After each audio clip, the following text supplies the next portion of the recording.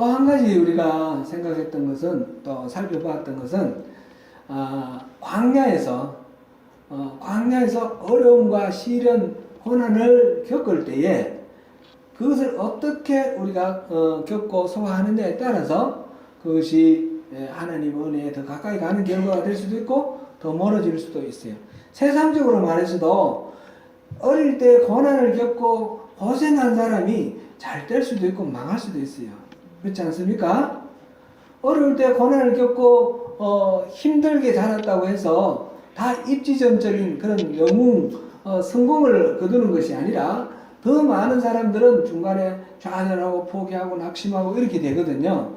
그래서 이 고난을 어떻게 소화하느냐, 이게 굉장히 중요한 것이고, 우리 신앙인들의 입장에서도 광야를 통과할 때 이 광야를 어떻게 통과하느냐, 그것이 중요하다는 것을 우리가 생각해 보았습니다. 다윗의 경우, 다윗에게 모인 그 많은 사람들, 그 모든 환난을 당한 사람들, 그 다음에 빚진 자들, 그 다음에 그 억울한 일을 당한 그런 사람들이 다윗에게 피난 와서 모여서, 말하자면 개성도 강하고 문제도 많고, 그런 사실은 원래 본질이 그런 건 아닌데 세상 사람들에게 치이고 뭐 하면서 그렇게 거칠어진 그런 사람들이 모여가지고 함께 하나가 되어서 다윗의 공동체를 이루고, 아둘람 굴에서부터 시작해서 그 사람들이 나중에 유다의 왕, 이스라엘의 왕이 될 때 가장 중요한 세력의 기반이 되었거든요. 다윗의 세력 기반.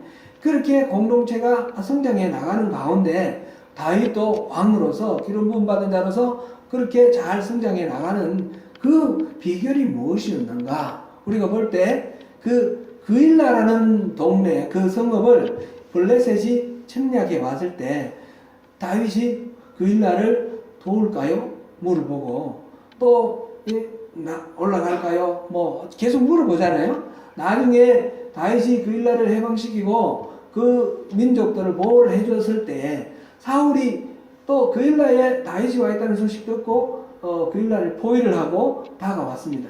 그랬을 때 다윗은 다시 하나님께 물어봅니다. 이들과 같이 이렇게 싸워도 되겠습니까? 그일라가 우리 편이 되어줄까요? 이렇게 여쭤봤더니 하나님 뭐라고 하셨어요? 그렇지 않다. 저들은 사울 편이다. 그래서 조용히 떠나갑니다. 말하자면 배신한 사람들이에요. 은혜를 배반한 사람들인데 해코지 할 수도 있겠지만 그런 게 아니라 조용히 이렇게 떠나 나옵니다. 이런 일을 통해서 다윗과 다윗을 따르는 그 무리들은 하나님의 뜻을 아주 섬세하게 예민하게 듣고 그렇게 반응하면서 나가는 그런 사람들이었습니다. 광야를 그렇게 통과해 나가니까 하나님이 또 그들을 이스라엘의 중요한 기초로 이렇게 삼으십니다. 이제 이렇게 해나가는 과정 속에서 사실상 다윗이 아주 큰 위기를 당합니다. 일반적으로 이 광야 생활에서 뭐 먹을 것이 부족하다든지 적들이 다가온다든지 하는 여러 가지 위기들이 있지만 그런 위기는 다 문제가 안 될 정도의 큰 위기가 오는데 그것이 오늘 우리가 살펴볼 이 내용입니다.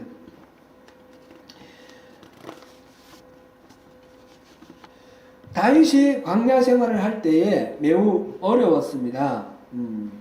이제 그일라에 갔다가 그일라를 이제 블레셋으로부터 보호해서 그일라를 지켜주었고 그일라 백성들이 또 배반할 그런 마음을 갖고 있기 때문에 그일라를 떠나서 그 다음에 십광야로 이렇게 또 이렇게 피신을 하였습니다.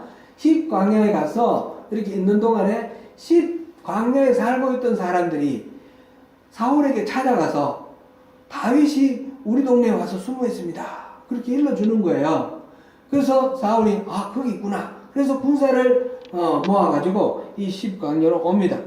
그러니까 이 추격군을 피해서 다윗은 다시 그 옆에 있는 마온 광야로 이렇게 피신을 하였습니다.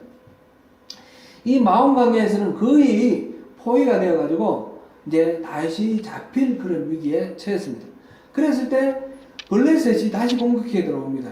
블레셋이 이스라엘을 쳐들어왔다는 소식을 듣고 사울은 할 수 없이 지금 블레셋을 막아야 되니까, 블레셋은 다른 적국이니까 할 수 없이 다윗을 잡는 것을 포기를 하고 블레셋을 막으러 갔습니다. 그래서 겨우 다윗이 살은 거예요. 아주 이때 잡힐 뻔했는데, 그래서 피신을 하고 그 다음에 이제 그 옆으로 이제 사해 쪽으로 계속 움직여 갑니다. 그 일라는 서쪽에 있었고요. 블레셋 가까이 그게 있던 그 일라에서 시브로 마온강야로 지금 엔게디는 바로 사해 옆에 있습니다. 그 엔게디 거기에 와 있을 때에 사울이 다시 이제 전쟁을 이제 블레셋을 막아내고 전쟁을 끝내고 다윗이 엔게디에 있다라는 그 소식을 듣고 3,000명의 정예병을 이끌고 다시 추적해 옵니다. 다윗을 잡아 죽이려고 그랬는데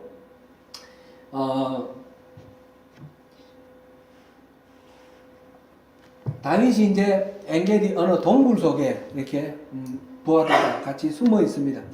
그럴 때에 이 사울이 볼 일이 급해가지고 사람이 없는 그 굴 속에 들어와서 볼일을 봅니다. 큰 볼일을 보는 거죠.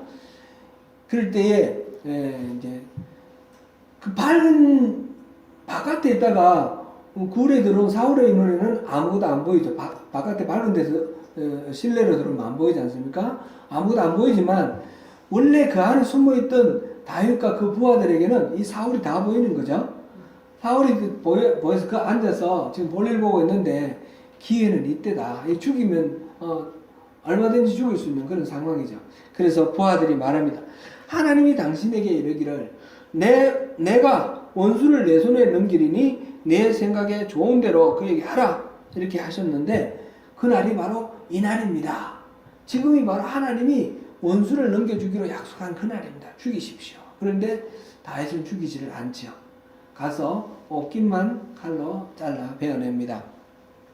나중에 이제 사울이 다 보고 나갔을 때 이제 한참 있다가 따라 나갔고 이제 언덕이 있고 꼴짝이 있고 다음 언덕 이제 거리상으로는 아주 가깝지만 깊은 꼴짝이가 있어서 사울이 달려오기는 어려운 그런 상황이 됐을 때에 그때 다윗이 거기에서 사울을 부르면서 엎드려 절을 하고 사람들이 내가 왕을 자꾸 죽이려고 한다고 그러는데 그런 모함을 듣지 마세요.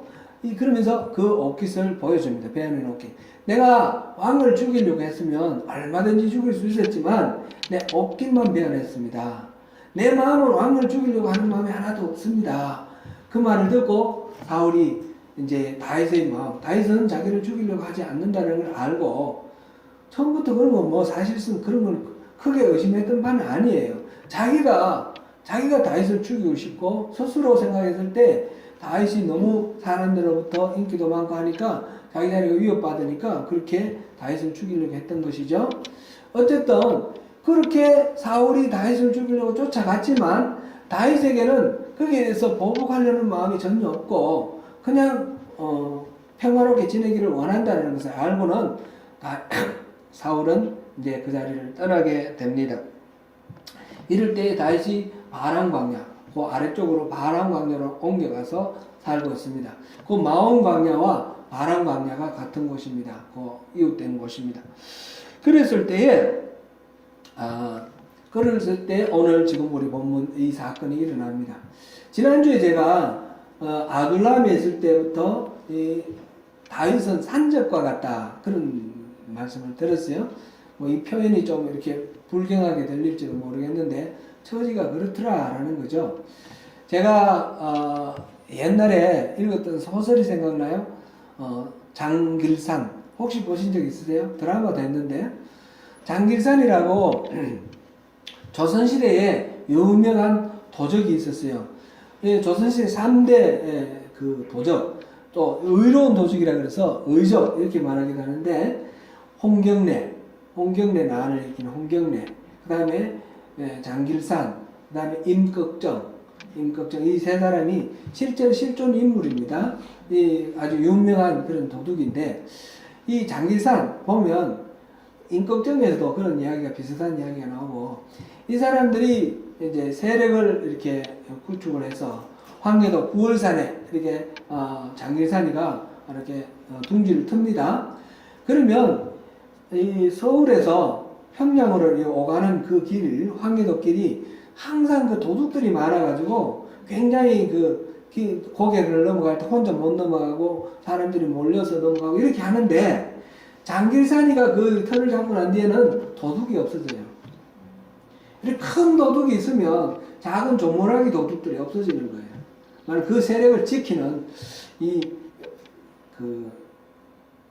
적절한 비유인지 모르겠지만 이제 깡패들이 자기들이縄張리를 정해놓고 이렇게 이제 그 업소들을 보호해주고 이런 게 있지 않습니까? 그런 식이에요.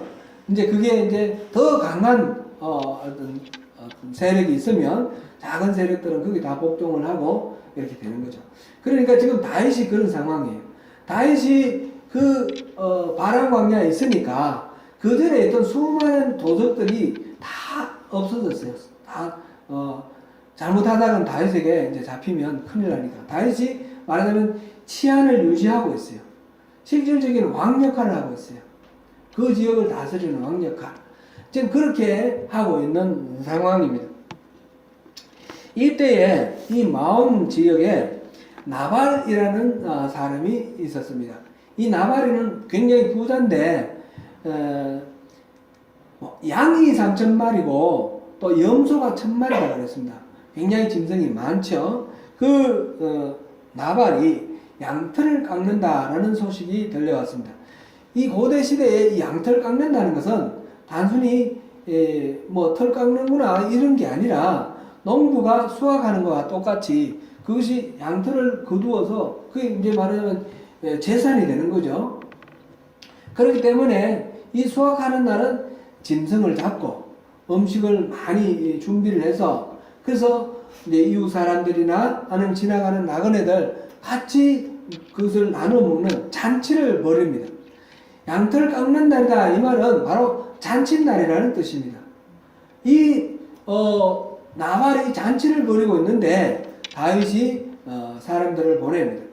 그 잔치 음식 우리도 좀 같이 나눠 먹자고 음식 좀 나눠 달라고 그렇게 했는데 이 나발이 다윗을 욕을 보이고 그것을 거절을 합니다. 그냥 단순히 나눠 먹을 음식이 없어서 못 준다 이런 것이 아니고 지금 다윗은 사울에 의해서 쫓겨다니는 그런 도망자라는 사실을 알지 않습니까? 그것을 빗대어서 요새 그 주인에게서 도망간 노예들이 종들이 많다더라. 어떤 알지도 못하는 사람이 좀 속되게 표현해서 좀 리얼하게 표현하면 어떤 개벽따위 같은 놈이 먹을 것을 달라고 그러냐? 그러고 쫓아버리는 거예요. 이새가 누구고 다윗이 누구냐? 내가 알 바 없다. 그럼 쫓아버리는 거죠. 그 이야기를 들었는데 이 나발은 지금 중요한 실책을 범하고 있습니다. 첫 번째로 우리가 먼저 생각해 볼 것은 부자라는 거는 이 부는 지금 나발이 열심히 자기가 노력을 해서 일을 해서 근면하고 성실하게 일해서 많은 재산을 일구었을 수도 있고 아니면 나발의 부모가 많은 돈을 물려줬을 수도 있고요. 아니면 자기는 대충 근면하지도 않고 슬슬 하는데 또 어떻게 표현이 그렇겠지만 운이 좋아가지고 그냥 막 재물이 모여서 그런 경우도 있죠. 우리 주변에 보면 우리가 원인을 잘 모르면 운이 좋다 이렇게 말하는 거예요.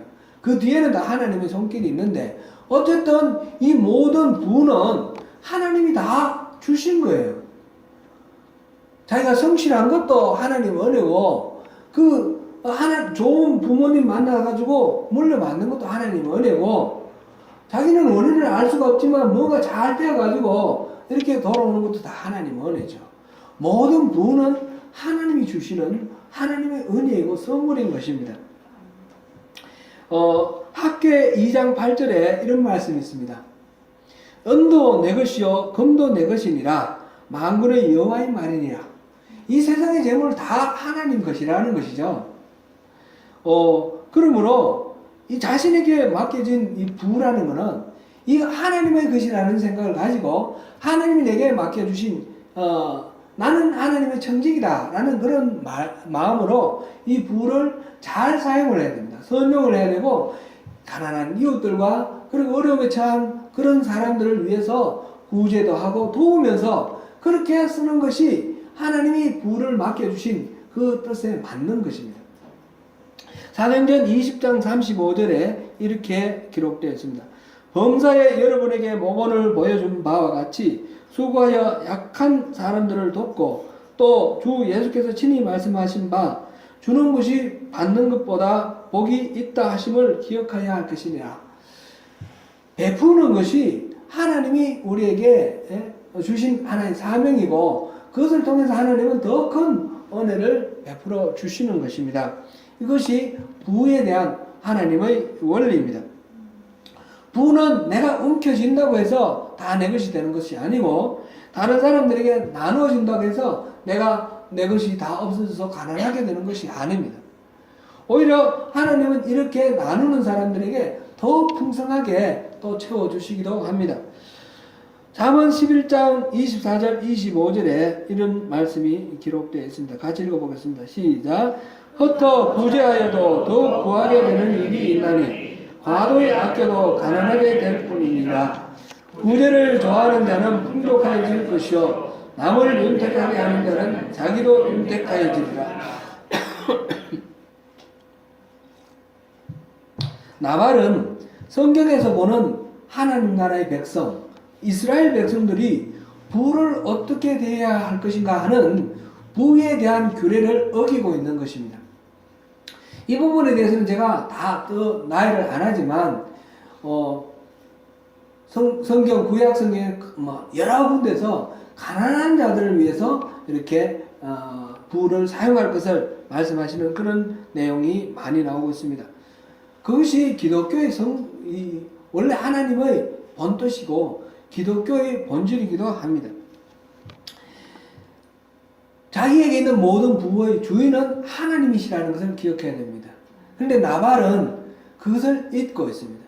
이건 내 거다. 왜 내 걸 너가 달라고 그러냐. 잔치날을 어떻게 한다고요? 나그네와 이웃들을 초청해서 나눠 먹는 날이 잔치예요. 제가 어릴 때 생각해보면 시골에서 우리 전통적으로 우리나라 사람들은 그렇게 했던 것 같아요. 저희 누님이 시집 갈 때 이럴 때는 잔치를 하면요 이제 물론 준비를 할 때도 우리 집에서만 준비하는 게 아니라 동네 사람들이 다 조금씩 해서 부조를 하죠. 어떤 집은 콩나물을 길러오고 어떤 집은 두부를 만들어 오고 어떤 집은 술을 담그고 어떤 집은 또 감주를 담그고 여러 가지 동네 사람들이 다 이렇게 조금씩 준비를 해서 모아가지고 잔치를 하는 거예요. 그러면 그때는 동네 사람들이 다 와서 먹고 즐길 뿐만 아니라 읍내에 저 멀리 심리나 떨어져 있는 그 읍내에 있는 거지들 다 몰려와요. 10명, 20명 아무리 많이 와도 안 주고 돌려보내는 일이 없어요. 거지들에게는 다 상을 다 따로 차려줘요.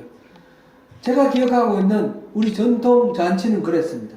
이게 굉장히 보면 성경에 나오는 내용들과 일치하는 것 같습니다. 이런 모처럼의 어떤 잔치 때는 평소에는 그렇게 다 나눠줄 수 있는 그런 게 안 되지 않습니까? 이럴 때나마 같이 더불어서 먹고 또 즐기면서 하나님께 감사를 하는 날이 잔칫날인데 이 나발은 다윗을 뻔히 알면서 이 하나님 주신 이 부를 제 것이라고 그것을 나눠주는 것을 이렇게 꺼렸습니다. 뿐만 아니라 다윗이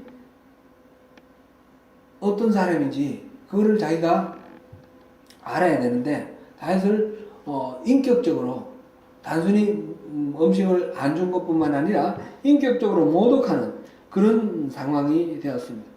그동안에 다윗이 산적으로서 나름대로 치안을 이렇게 지키면서 왕 같은 노릇을 했다고 그랬죠.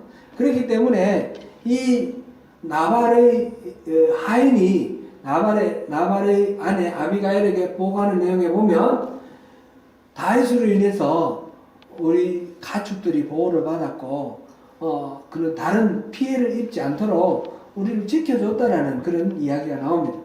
분명히 나발은 다윗의 혜택을 받은 사람입니다. 근데 은혜를 어기고 다윗에게 그렇게 막대하는 그런 것을 했습니다. 말하자면 자기의 생명에 위협을 스스로 가한 거나 마찬가지입니다. 이 나발은 자기를 잃었습니다. 자기를 상실한 사람입니다. 자기가 누군지 모르는 사람입니다. 하나님이 주신 그 부의 관리자라는 사실도 잊었고, 하나님, 다윗이라는 사람 앞에 자기가 얼마나 보잘것없는 존재라는 사실도 잊은 상태입니다. 이렇게 나발은 자기를 잃은 사람. 이 나발 외에 또 한 명의 자기를 잃은 사람이 있습니다.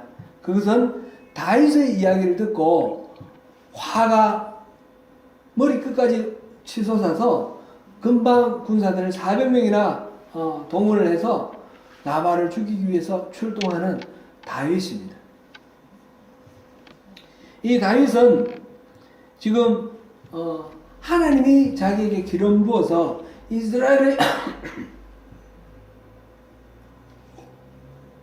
이스라엘의 왕으로 삼았다는 사실을 잊어버렸습니다. 그 일라에서는 무슨 일이든지 하나님께 여쭤보고 올라갈까요? 어떻게 할까요? 항상 물어보고 행동을 했는데, 지금 나발의 반응을 보고 나발이 아주 무도하게 이렇게 행동하는 걸 보고 하나님께 여쭤보지 않았습니다. 그냥 자기 속에 격분이 튀어나오는 대로 그대로 군사를 이끌고 달려갑니다. 지금 나발이나 다윗이나 마찬가지로 자기를 잃어버린 사람입니다. 이 소식을 들은 아비가일은 나발의 아내입니다. 나발의 아내인데, 이 아비가일이 하인들로부터 이 소식을 듣습니다. 지금 나발이 다윗이 보낸 사람을 쫓아내면서 모욕을 했습니다. 분명히 다윗이 우리를 보호해줬고 우리 가축 키우는데 틀림없이 힘이 되었습니다. 그런데 그 은혜를 모르고 다윗을 쫓아내었고, 다윗은 지금 화가 격동되어서 군사들을 이끌고 지금 나발을 죽이려고 지금 달려오고 있습니다. 아주 위기입니다. 어떻게든 한번 해보세요. 그렇게 이제 보고를 하는 거죠. 그 이야기를 들은 아비가일 즉시 음식을 준비합니다. 다윗이 양털 깎는 날에 잔치니까 음식 좀 나눠 먹자 그랬으니까 그 음식을 지금 준비를 합니다. 떡과 포도주를 준비하고 양을 2마리 잡아서 요리를 하고 볶음국식, 건포도, 무화과 여러 가지 음식을 준비를 해서 재빨리 다윗이 달려오는 길로 마주 달려갑니다. 아비가일은 다윗이 오는 것을 보고 나귀에서 내려서 엎드려 절을 하고 나발의 허물을 개의하지 마시고 좀 제 말 좀 들어주세요. 그리고 엎드려서 다윗에게 호소를 합니다. 25장 23절에서 26절까지 한번 읽어보겠습니다. 23절부터 26절까지 시작. 아비가일이 다윗을 보고 급히 나귀에서 내려 다윗 앞에 엎드려 그의 얼굴을 향해 대니라.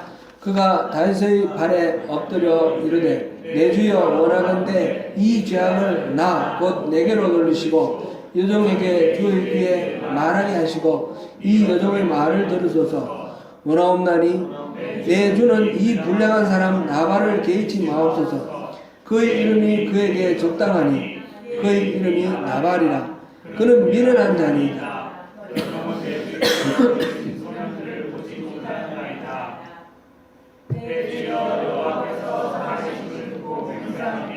내 주도 살아계시거니와 내 주의 손으로 피를 흘려 친히 보복하시는 일을 여호와께서 막으셨으니 내 주의 원수들과 내 주를 헤아려 하는 자들은 나발과 같이 되기를 원하나이다. 아비가일은 자기 남편이 어리석고 미련한 자라는 것을 알고 있습니다. 그렇다고 해서 자기 남편을 무시하거나 그랬다는 건 아니고요. 다윗 앞에 나가서 자기 남편을 뭐 굳이 미화하거나 이렇게 변명하거나 이렇게 하지 않고 그 사람은 미련한 사람입니다. 그 사람을 탓하지 마시고 제 말 좀 들어주세요. 그러면서 다윗을 설득합니다. 다윗을 설득하는 것은 다름이 아니라 다윗에게 이렇게 말하는 거죠. 내 주도 살아계시거니와 내 주의 손으로 피를 흘려 친히 모복하시는 일을 여호와께서 막으셨나이다. 다윗, 주님은 다윗을 주라고 부르죠. 주님은 이 이스라엘 왕 아닙니까? 왕이 될 사람 아닙니까? 이건 뒤에 또 나옵니다. 그러니까 하나님께서 주님의 손에 피를 묻히는 것을 지금 막으십니다. 나를 통해서 막으십니다. 그럼 내 말 들으세요. 내 말 들어주세요. 그렇게 얘기하는 거죠. 그리고 이 다윗에게 필요한 두 가지, 식량과 함께 하나님의 뜻을 전하는 것입니다. 하나님의 뜻. 지금 다윗이 하고 있는 모든 일은 하나님의 여호와의 일입니다. 그렇게 일깨워주고, 그게 이제 28절의 말씀이고, 그 다음에 주의 생명은 하나님께서 생명사계로 이렇게 지켜주시고, 주를 대적하는 자들은 옛날에 주가 그 골리앗을 넘어뜨릴 때 물맷돌로 던졌는 것처럼 하나님 그렇게 집어 던져, 나발이나 주를 대적하는 누구든지 집어 던질 겁니다. 그게 이제 29절 말씀이고, 그 다음에 그러니까 하나님 지켜주실 것이니까 염려하지 마시라는 거죠. 그 다음에 30절, 31절 29절부터 31절까지 우리 같이 한번 읽어보겠습니다. 29절부터 31절까지 다시 읽습니다. 시작. 사람이 일어나서 내 주를 쫓아 내 주의 생명을 찾을지라도 내 주의 생명은 내 주의 하나님 여호와와 함께 생명사계 속에 사 있을 것이요 내 주의 원수들의 생명은 물배로 던지듯 여호와께서 그것을 던지시리이다. 여호와께서 내 주에 대하여 하신 말씀대로 모든 선을 내 주에게 행하사 내 주를 이스라엘의 지도자로 세우실 때에 내 주께서 무죄한 피를 흘리셨다든지 내 주께서 친히 모복하셨다든지 함으로 말미암아 슬퍼하실 것도 없고 내 주의 마음에 걸리는 것도 없으리니 다만 여호와께서 내 주를 후대하실 때에 원하건대 내 주의 여종을 생각하소서 하니라. 아멘.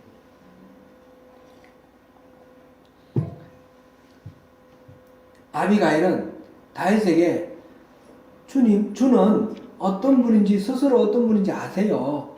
그러면서 다윗에게 자기 자신을 일깨워주는 겁니다. 지금 왕이 될 사람인데 나중에 하나님이 선을 베푸셔서 다시 지금은 쫓겨다니는 상황이지만 왕이 되었을 때 그럴 때에 과거에 무죄한 자를 죽였다든지 아니면 손에 직접 피를 묻히고 보복을 했다든지 그런 거로 인해요 마음이 그리키거나 또는 사람들로부터 이렇게 구설수에 오르거나 그런 일이 없기를 바란다는 거죠. 왜냐하면 이 어리석은 나발도 이스라엘 사람 아닙니까? 왕이 자기 백성을 이제 힘으로 그냥 보복했다라는 그런 소리를 듣지 않았으면 좋겠습니다. 아비가일은 다윗에게 다윗이 누구인가를 일깨워 줬습니다. 놀랍게도 다윗은 아비가일의 이 이야기를 듣고 귀를 기울입니다. 아비가일의 일리 있는 이 만류를 들은 다윗은 그녀를 통해서 하나님의 마음을 발견합니다. 아비가일은 사실상 주변인 아웃사이더입니다. 남자들만 지금 뭐 인구조사 할 때도 남자들만 카운트할 그런 시대에 지금 잔치하고 그다음 그 잔치에 초대받고 하는 사람은 전부 남자들이고 뒤에서 일하는 것만 이제 여자들이 하는 거죠. 지금 다윗의 심부름꾼이 와서 그 나발에게 음식 나눠주라 하고 그 쫓겨가고 이런 일은 이 아비가일이 전혀 모르고 있습니다. 왜냐하면 바깥에 나와 있지 않고 뒤에서만 지금 일하고 있는 그런 상태니까.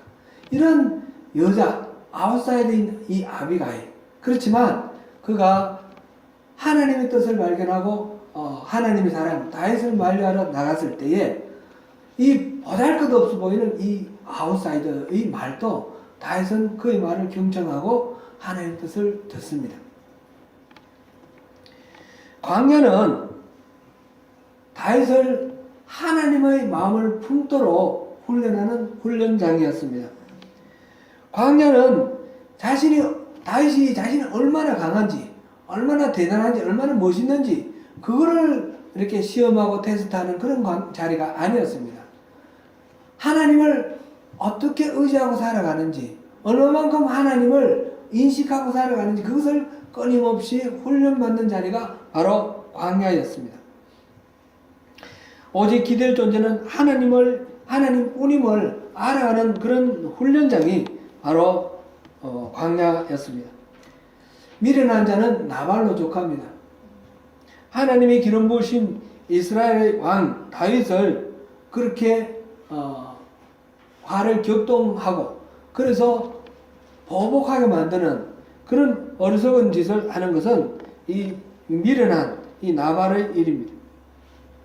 우리에게 있어서도 끊임없이 우리를 불필요하게 자극하고 우리 자존심을 긁어서 우리를 실패하게 만들고 낙심하게 만드는 그런 일들이 너무너무 많습니다. 하나님의 백성답게 바르게 선하게 살려고 하는데 약을 올리고 또는 자존심을 건드리고 해서 우리를 분노하게 만들고 우리가 하나님 뜻에서 어긋나게 만드는 그런 일들이 끊임없이 우리에게도 일어납니다. 우리도 광야를 통과하는 이 다윗처럼 이 나발이 다윗을 격동했을 때 다윗이 그렇게 화를 내는 것은 자연스러운 것이지만 그것을 화를 내고 목숨을 해버리면 다윗이 실패하는 것이 않습니까? 그 실패를 가로막은 것이 이 아비가일입니다. 그렇게 우리를 실패하게 할 때에 하나님의 뜻을 발견하고 거기서 멈추는 것, 그것을 우리가 끊임없이 훈련을 해야 됩니다. 내 가까운 사람, 내 이웃이 그런 상황에 놓였을 때 하나님의 관점, 하나님의 마음을 일깨워주고 그것을 멈추게 만드는 것이 우리 이웃의 중요한 사명이기도 합니다. 다윗은 하나님이 세우시는 이스라엘의 왕으로서 보복하기 위해서 자기의 자리를 지키기 위해서 끊임없이 다윗을 죽이려고 하던 그 사울처럼 그렇게 돼서는 안 되지 않겠습니까? 자기 중심적인 생각으로 머물러 있어서는 안 되지 않겠습니까? 다윗은 하나님이 아주 표본으로 대표로 서고자 하는 하나님의 사람인 것입니다. 다윗 자신이 위인이어서 그런 것이 아니라 하나님 특별히 다윗을 그렇게 지키고 보호하고 이끌어 가시는 것입니다. 다윗은 그 하나님을 잊어서는 안 되는 것입니다. 하나님 나라 백성이 붙들어야 할 가장 중요한 삶의 원칙은 바로 이것입니다. 하나님 앞에서 나는 누구인가? 다윗이 하나님 앞에서 하나님이 세우신 이스라엘 왕이라는 것을 깨닫는 것이 다윗이 실패하지 않고 그 자리를 지키는 그런 중요한 요인이 되었습니다. 우리에게도 끊임없이 도전해오는 그런 이 악의 유혹들, 우리를 넘어뜨리는 여러 가지 그런 문제들 속에서 우리를 지키는 비결은 하나님 앞에서 내가 누구인가? 여러분은 누구입니까? 우리는 하나님이 다 예정하시고 택하시고 부르신 하나님의 사람입니다. 우리를 통해서 하나님은 일을 하실 계획이 있으십니다. 그러니까 내 마음대로 내 기분대로 살아서는 안 되는 것입니다. 하나님이 나를 부르신 이유가 무엇일까? 하나님 나를 통해서 무슨 일을 하기를 원하시는가? 끊임없이 질문하면서 그 질문 속에서 우리가 하나님 뜻에 합당하게 살아가야 하는 것입니다. 예수님께서 주기도문을 우리에게 말씀해 주신 것처럼 하나님이 나라가 이 땅에 임하도록 그렇게 우리에게 기도하게 하셨고 하나님 뜻이 이 땅에 이루어지기를 기도하게 하셨습니다. 그 말씀은 무엇입니까? 우리가 바로 그 하나님 나라를 이 땅에 실현시키는 하나님의 일꾼이 되어야 되는 것이며 하나님 뜻을 이루는 하나님의 그 사람이 되어야 되는 것입니다.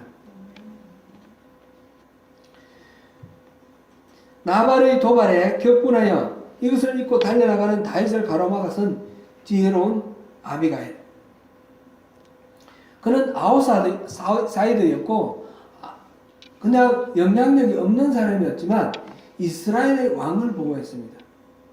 우리는 우리 자신이 뭐 대단한 영향력이 있고 대단한 지위에 있어야지 누구에겐가 영향력을 미칠 수 있는 그런 사람일 거라고 생각할 때가 많습니다. 그렇지 않습니다.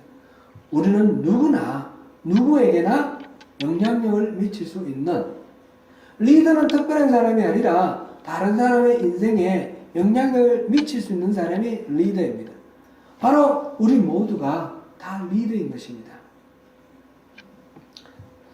사랑하는 성도 여러분, 다윗이 하나님 앞에 자기가 누구인지를 알고 그 분노와 그 격동을 누구로 떠림으로 인해서 하나님의 사람으로 그 하나님의 왕으로 쓰이는데 하나님의 말하자면 이 섭리를 거스르지 않고 그 뜻을 이루어 나간 것처럼 우리 또한 하나님의 부르심을 늘 기억하면서 그 하나님의 계획, 하나님의 섭리를 이루어 나가도록 우리가 순종하고 나가야 되지 않겠습니까?